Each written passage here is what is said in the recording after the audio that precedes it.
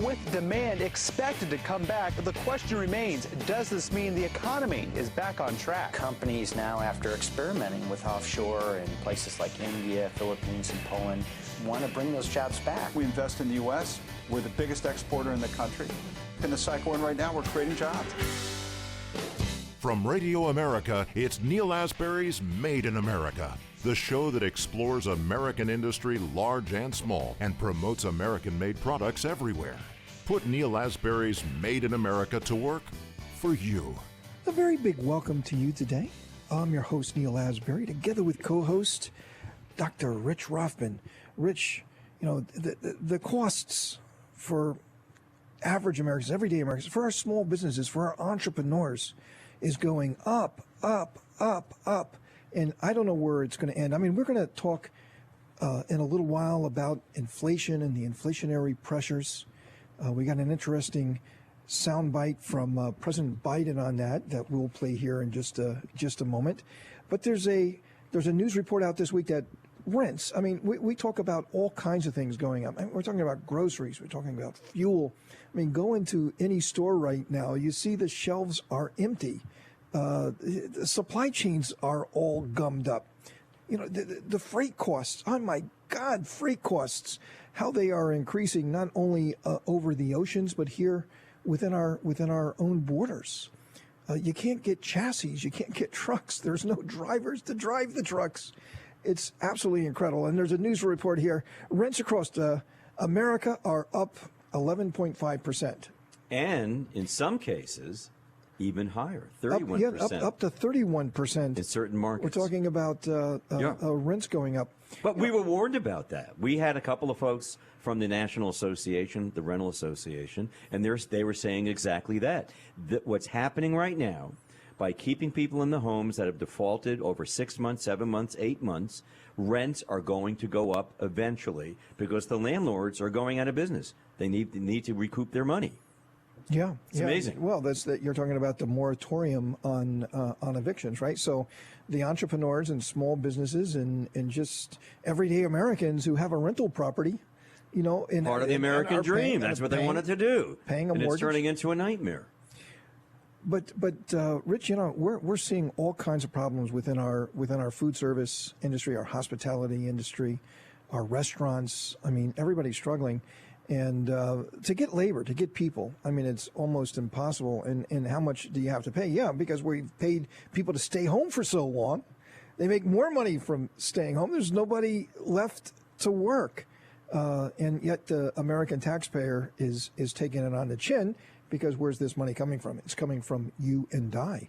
But it's also, like I described, about the supply chain and what's happening there. Our restaurants have really taken it on the chin. And then if you add that on top of the vaccine requirements going into restaurants in some of our cities and so forth, and, you know, another layer of complications in getting our very healthy, our very robust restaurant industry back on its feet. We're very pleased to have with us right now Dr. Emily Williams-Knight, and she is the president and CEO of the Texas Restaurant Association. Emily, welcome to Made in America. Great. Thank you so much for having me. So, I mean, how's things down in Texas? I mean, we two things really, right? I mean, how are our restaurants getting back on their feet when they're faced with this labor shortage and supply chain problems? You know, it's hard to imagine that this is 19 months. And I try to remind people that this is 19 months. And I remember getting the call from the governor's office when we were going to close restaurants for 2 weeks to rebuild the supply chain, get the hospitals ready to go. And from that moment, which for us was mid-March, nothing has been the same. And we've had these moments of hope where we thought we began to see a recovery. So consumers coming back out, you know, spending money in our restaurants. People want to be out. They want to feel like they can enjoy themselves again. And then you'll have a setback, either a national mandate. And thankfully here, we've worked very close to Governor Abbott, and we haven't had a lot of the local mandates that many states are suffering through. But the supply chain, the lack of people to work, the increasing price of supplies. I heard you mention grain, protein, and freight. For us, year over year, those three, which make up a lot of what we do, 25.4% increase in those costs. So I feel like the restaurants are holding on. They're entrepreneurs. They have grit.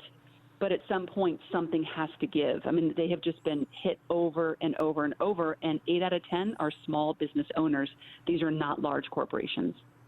Well, that's right, and they're so tied into the community. I mean, the local restaurant, the one restaurant or the 2 or 3 restaurants in the community that community is loyal to, goes to, have the relationships with.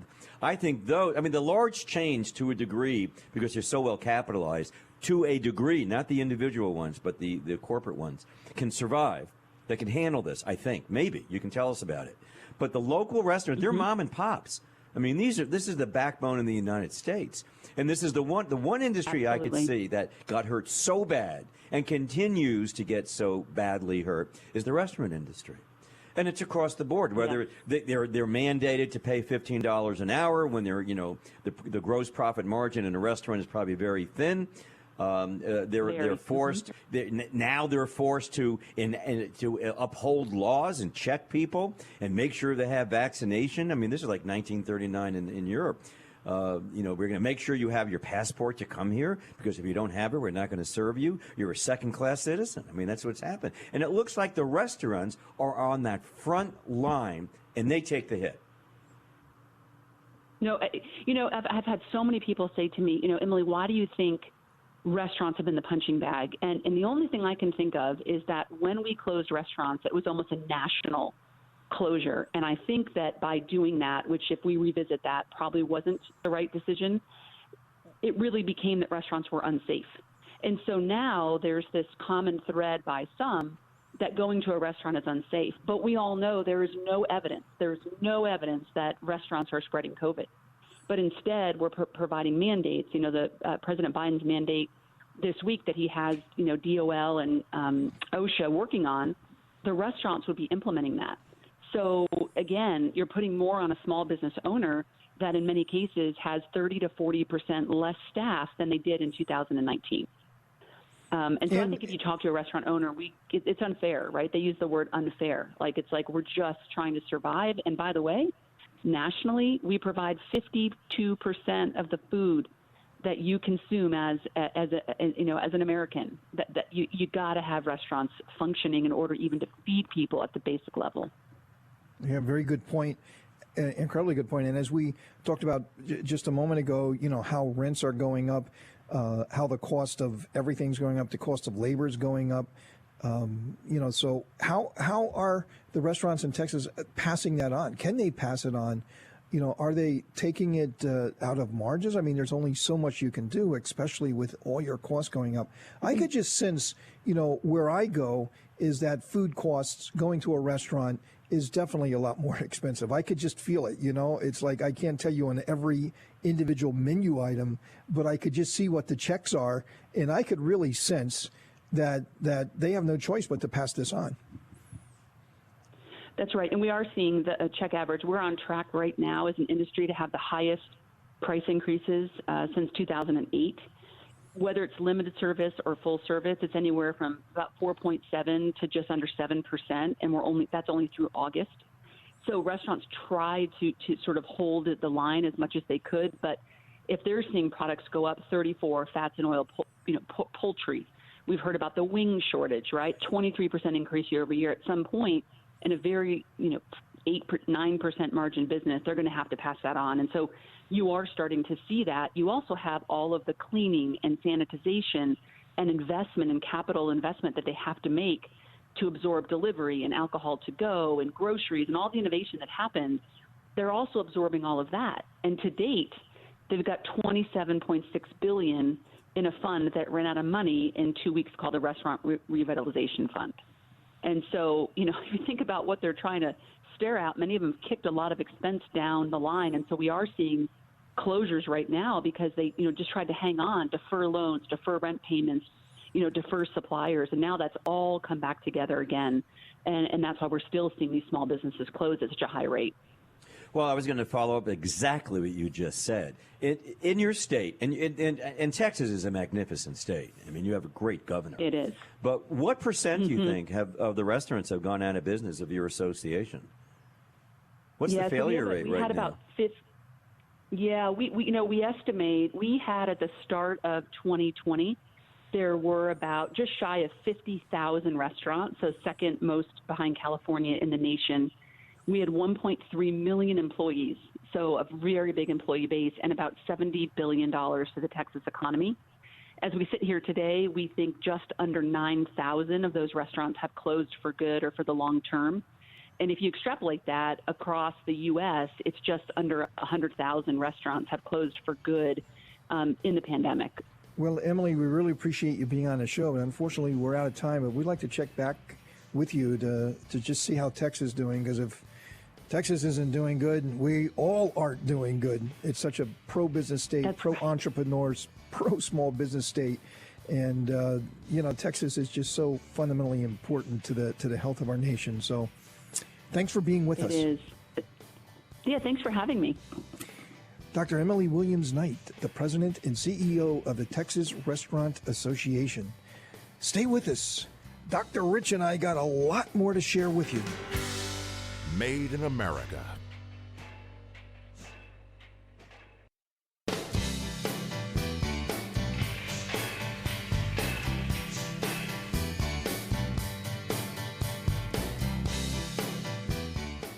Welcome to Made in America. I'm your host, Neil Asbury, together with co-host Dr. Rich Rothman. So we touched upon inflation and what's happening with inflation. And if we heard from Emily, President and CEO of the Texas Restaurant Association, someone incredibly plugged in, our restaurants, our entrepreneurs, our small businesses are getting hit everywhere. I mean, they're getting hit with labor. They're getting hit with supply chain costs, freight costs, the average cost of food product. She mentioned chicken wings have increased 23%. You know, that in certain states, that can make people get very violent. I mean, chicken wings. We're out of wings. That's like how oh my American God, they're going to go chicken crazy. Wings. I mean, on a Saturday watching college football or Sunday watching professional football. I mean, it's the American way. Yeah. Yeah. Got it. So how do you do? And then we talked about rent and how rents are up in most restaurants, many restaurants. They're renting their facilities, right? Because, they can't afford the real estate because they got to buy all of this equipment and make it look good, and they got to hire people, and they got to put in the technology and all the point of sale and they have stuff. to have cleaning services. And they got to clean service. And they have to change some of their air conditioning. A lot of them have UV filters in their air conditioning HVAC systems to kill virus that's in the system. I mean, all of this goes along, man. Which is all new stuff, right? So a lot of costs. And so it's got to be passed on. I could feel it. I can see it. I know where I go, I'm spending a lot more because they have to. They have to, because otherwise they cannot survive. So President Biden this week said that his economic plan will reduce inflationary pressures. Let's listen to the president. It lowers health care premiums for millions of families. It lowers prescription drug costs by giving Medicare the power to negotiate lower drug prices. And it strengthens Medicare by adding dental, vision, and hearing coverage for if you're on Medicare. My Republican friends talk a lot about inflation. But if you want to talk about actually lowering the cost of living for people in this country, my plan does just that. By strengthening the capacity of our economy, we'll also reduce inflationary pressures over the long run. Well, Rich, the president really did not address the issues that is causing inflation. Yes, I mean, it's completely ignored it. Completely ignored it. Not there. I get it. It's great.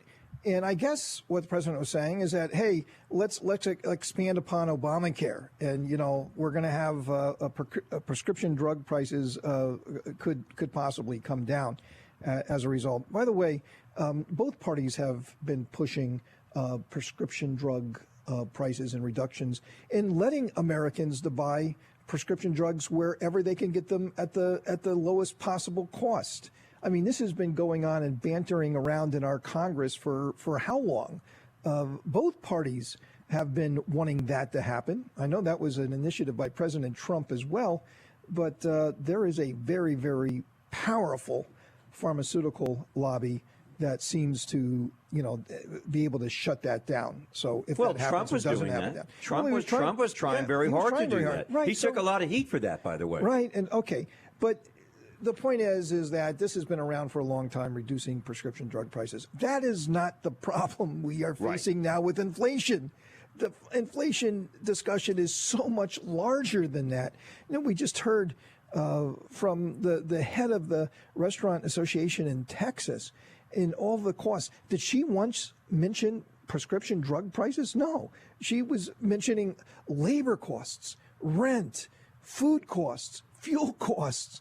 There are so many things that is driving inflation right now, and those are the things that we need to be talking about. If you're going to say inflation, those are the things that must come next. Well, yeah, you're 100% correct on that. And by the way, I have to say, one of the comments that President Biden made, where he says, and part of this is to have clean water for homes and schools. I'm sorry.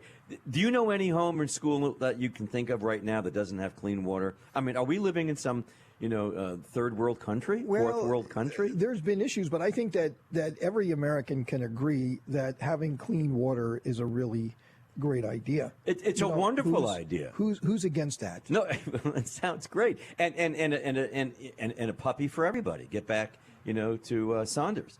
But the point is that is not what he's talking about. Has nothing. Those are emotional terms. Democrats speak in emotionality. Such as when they said with Obamacare, well, we have to do it now because people are dying and it has to happen now. And they worked through the night and they did all sorts of deals and they passed it at 3 o'clock in the morning because it has to happen now. It's the emotionality of the politics. Democrats are great at that. Republicans aren't that good at that. They don't get emotional. They academicize things. But what really has to be addressed is, number one, are the Democrats lying again? Probably. They did it with Obamacare. But what happens, Neil, when you flood the market with 3.5, and now the GAO is saying it's over $5 trillion, $5.5 trillion to pass everything that these guys want to pass and ladies want to pass in Congress on the Democratic side? Do you know the World War II cost us $5 trillion? World War II, $5 trillion. That's where the inflation comes from, and that's what you have to understand. Cheapen the dollar. Take over what's going on with the economy and bring it back home to Washington, D.C., and you're going to run the bills up like mad, causing inflation. Well, Rich, we're going to have to take a quick break, but we're coming back with Andrew Wilford. He's a policy analyst for the National Taxpayers Union Foundation. And from inflation, we're going to go to taxes. You don't want to miss it.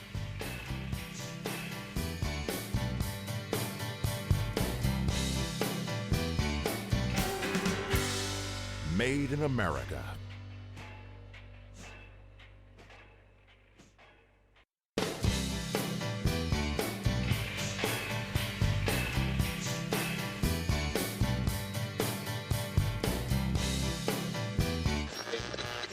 Sharply higher at the open, stocks continued to perform well over the course of the day Tuesday. And I think that bodes well here over the next couple of years for having bigger demands coming to this country. Now, more of Neil Asbury's Made in America. Welcome to Made in America. I'm your host, Neil Asbury, together with co-host Dr. Rich Rothman. Hey, Rich, we're very pleased to have with us right now Andrew Wilford, who's a policy analyst at the National Taxpayers Union Foundation. Andrew, welcome to Made in America. Hey, thanks for having me on. So taxes, we got to talk about taxes. There's a lot to talk about when it comes to taxes. And obviously, everybody's got to pay their fair share. And, it's as if, already wealthy people in this country aren't paying the vast majority of taxes. And, they are people who make great investments. They help drive our economy. Yet it just doesn't matter how much people pay in taxes. It's the evil, wealthy people that are not doing their share. But, President Biden this week said that, hey, look, the pandemic is presenting us an opportunity to remake the economy, Let's listen to President Biden. But it does present us with an opportunity. We can build an economy that gives working people a fair shot this time. We can restore some sanity and fairness to our tax code. We can make the investments that we know are long overdue in this nation. Investments in roads, bridges, highways, clean water in every home and every school, universal broadband, quality, affordable places for families to live. And we can invest in our people, giving our families a little help. So, I mean, that was a lot. That was a lot. So the pandemic is giving us this opportunity to rebuild our economy and to make this a fair tax code, which is code for, let's take all this money and spend it on our liberal initiatives. And it has a little bit of the money has to do with what the president talked about. The vast majority is for all of these other boondoggles that the progressives have been clamoring for. It really has nothing to do with rebuilding our economy. The economy was working very nicely just a short while ago. So what do you think about that, Andrew? Well, I certainly think that whenever you hear, people talk about paying your fair share and rebuilding, I think you gotta kind of clutch your wallet. And I think especially with this new bill that's coming down the pipe for $3.5 trillion, after we've already spent the past 2 years running $3 trillion deficits.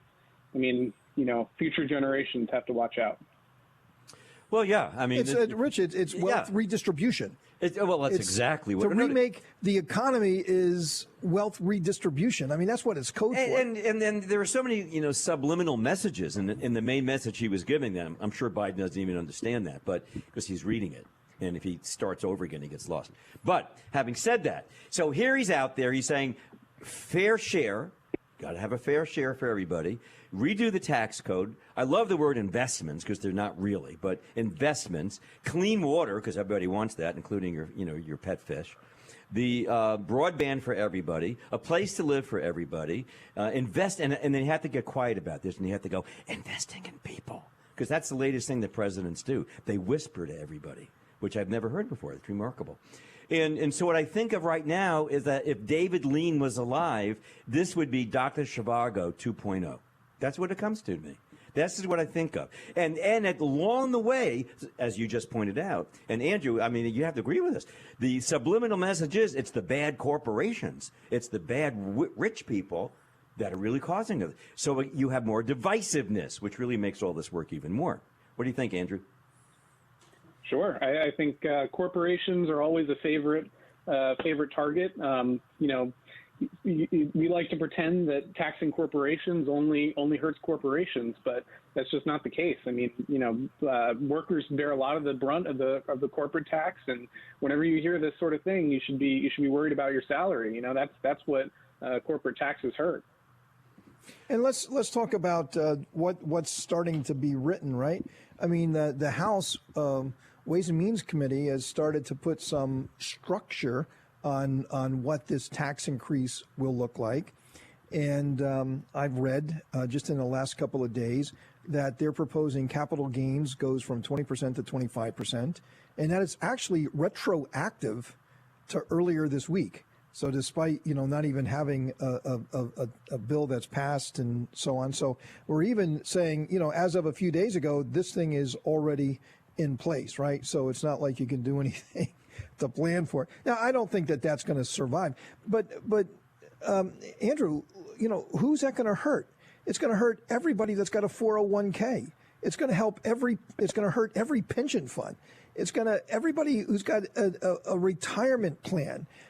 Anybody who's planned for their future and it's invested and it's not yet, it's on paper, but they haven't taken the actual monetary gain. So everybody's going to lose 5% of their retirement fund, as a start. So why is it that it's all the rich, but it's not? It's not the rich. It's the everyday American. It's the middle class Americans who are involved in these different, products that are being sold for your future, for your retirement. And the unintended consequence of that is you are really destroying the people that you swore, this is from Joe Biden's point of view, that you wouldn't hurt. But the truth of the matter is he really is. Isn't that true? Because the capital gains hits everybody, right? I mean, it's not like it doesn't matter how much you make; it hits everybody equally. Nobody, the folks who got their retirement funds, and it's very important to them. They're the ones you're hurting. Isn't that true, Andrew? Right. I mean, I think Democrats like to pretend that stock ownership is the domain of the rich, but about the same number of Americans, the same percentage of Americans hold stock in some form, whether it be traditional stock ownership or through a retirement fund or a mutual fund, as the amount that pay taxes. So, that's really what we're talking about. That's more than 50% of Americans, So it's really just not true that the stock market is only the playground of the wealthy. Well, that's exactly correct. By the way, what I find interesting is that Biden is complaining about the evil corporations, and let's talk about GE for a second. GE paid no taxes when Obama was the president and Biden was the vice president. And you want to know how they did that? Because they got a mega tax break for GE to switch all their vehicles to EVs, to electric vehicles. That got them the ability to pay zero tax. Zero tax. And who's in office at the time? Biden. And who pushed it through in Congress to get these loopholes that he's now all of a sudden, he's on the other side of the table. Oh, we can't have those loopholes. But you're the senator who put those loopholes through. Yeah, but they're saying hypocritical. Yeah, but they're saying that, that if for union-made electric cars, they're going to get tax credits. For union-made, didn't you see that press release this week? Yes. I mean, Elon Musk is going crazy right now is because, his cars are not paid by union labor, apparently. And so if an electric car is made by union labor, they get like a $12,500 tax cut. Boy. You got to pay your fair share. The fix is in. The fix is in. It's who you know. Hey, Andrew, thanks for being on the show, man. It was great to have you with us. Andrew Wilford, policy analyst at the National Taxpayers Union Foundation. Andrew, we'll see you again soon. All right. Thank you very much. Coming up, Dr. Rothman and I have a lot more to talk. Made in America.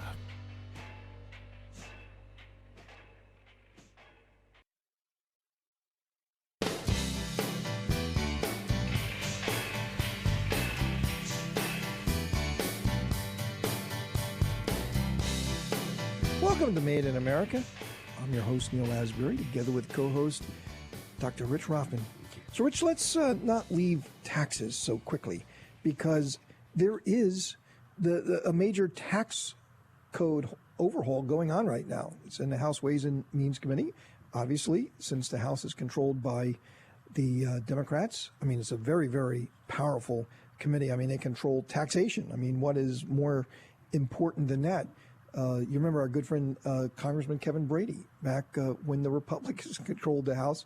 He was the head of the House Ways and Means Committee, and he's the one who pushed through the Trump tax cuts. Now, if the Democrats get their way, that is all going to change, and it's going to very, very fundamentally change America. I mean, America's tax rates will be significantly higher than China. Mm-hmm. Right? Gosh, I wonder if that's an accident. So if you're competing with China and we're talking about bringing our jobs back and we rely too much on China and that, we're bringing in too much things from them and, even our pharmaceuticals, so many things that, are so important to our country in time of crisis, it would be great if they were made within our own borders. I think we all agree to that. But if you don't have a competitive tax code, you're pushing all of that overseas. It just doesn't make sense. We can't compete. If you say competing with China, well, we better have a competitive tax code.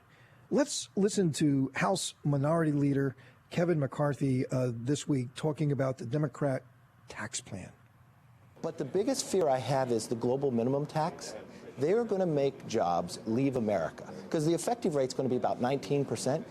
All these companies to sell in another country are going to leave because, remember, structure dictates behavior, and our tax code will dictate the behavior of what you do. After the 2017 tax code, we created more jobs. Corporations came back to America. It's making America less competitive on the world stage, and we're on a world stage. So, Rich, what do you think about that?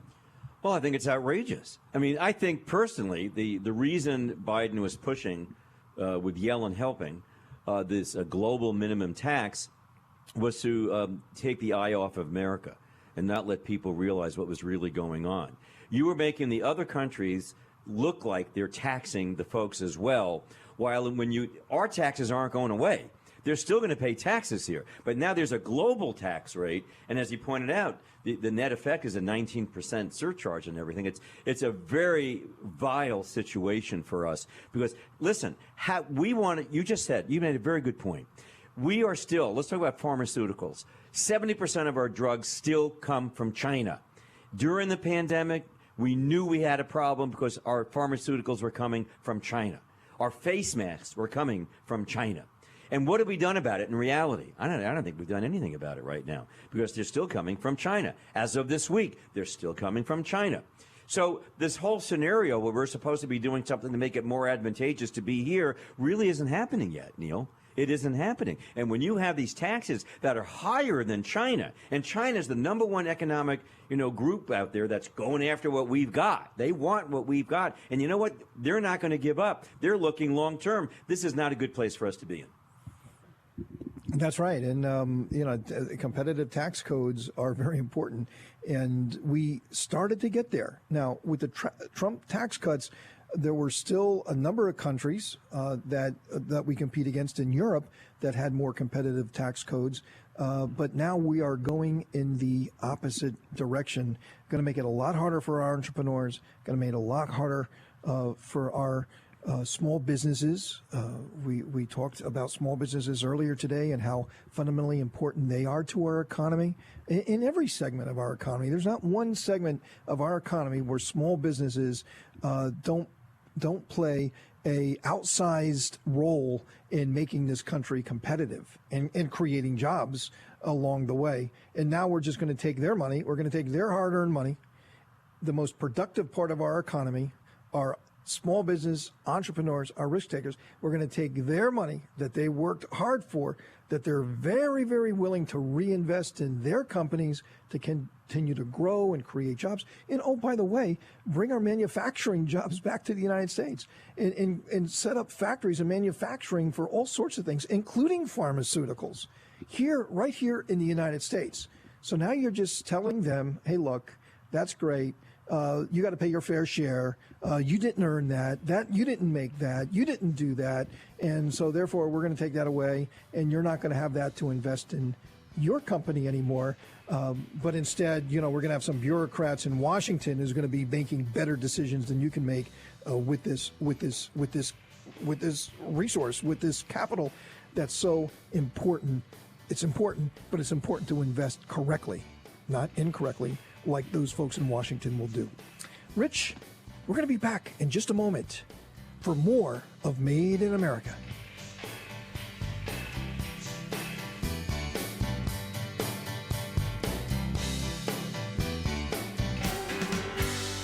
Made in America.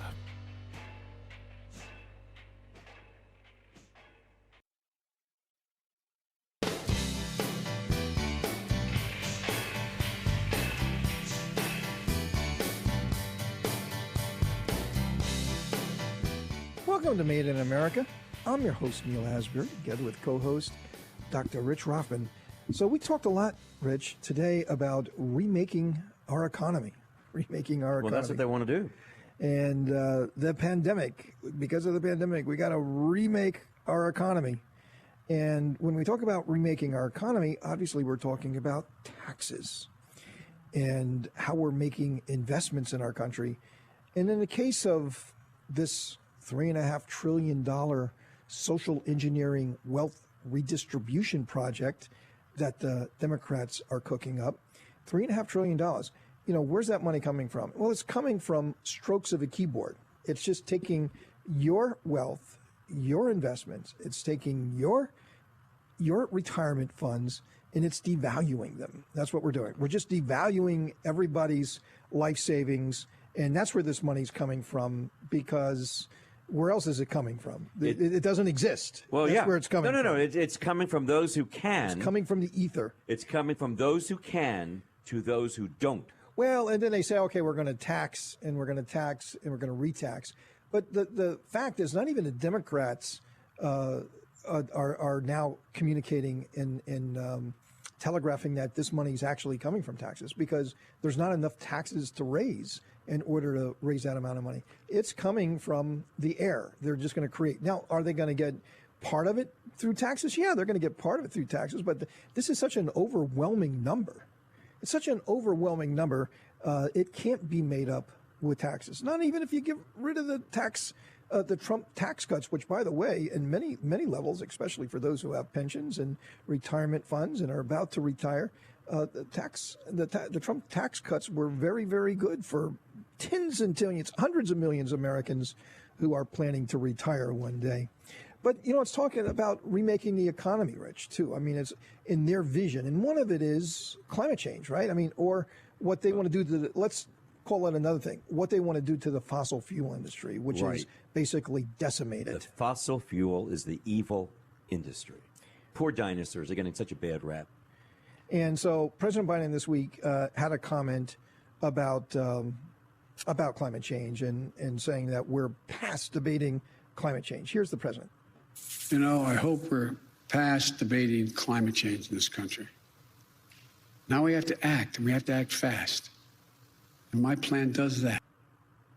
So, what is the plan, to decimate the fossil fuel industry and all of those jobs and to replace it with fuels that are much less reliable and much more expensive? Their time will come and technology will bring us there, and we'll be surprised how quickly we get to the next thing. But it's got to happen, sort of sequentially to where we're not going to damage our country and our people, millions and millions of people, because of the costs associated with that going up. Well, that's exactly correct. And listen, we've already gone down that road by canceling the XL pipeline, by shutting down drilling and oil. Millions and millions of jobs have already been thrown out the window. Certain states are hurting economically as a result of that, Wyoming being a very good example of that, the Dakotas being an example of that. Certainly Alaska is an example of that. And if you think about this, Neil, West Virginia, Pennsylvania, oh my God, Colorado, I mean, all those energy producing states, exactly, Texas, now have Oklahoma. Obviously, that's the elephant in the room. It really has a problem. And so where do we go with this? I mean, who benefits from this? If you think about it, certainly not our country. Particularly in the rapidity, the speed that Biden laid this out. By 2030 we're going to have this. By 2035 we're going to have this. They want to get us to 80% at some point overall, pretty quickly, to go to fossil fuels. So they blame everything goes under this thing, climate change, and cars and climate change, and we have to do this, we have to do that. Well, I found it very interesting because I think in the film, Being There, which was one of Peter Sellers' greatest films that he had, he played a guy who was the gardener. The gardener wound up in crazy Washington being an advisor to the President of the United States.